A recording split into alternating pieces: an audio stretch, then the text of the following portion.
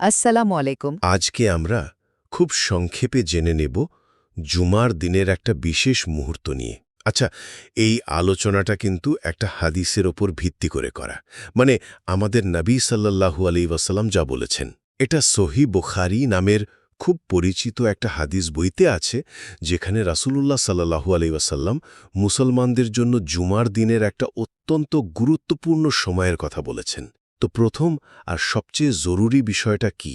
সেটা হলো জুমার দিনে ঠিক এমন একটা সময় বা মুহূর্ত আছে যখন কোনো মুসলিম বান্দা নামাজরত অবস্থায় আল্লাহর কাছে যা চাইবেন, মানে দোয়া করবেন, আল্লাহ সেটা অবশ্যই কবুল করেন। এটা কিন্তু বিশাল একটা সুযোগ।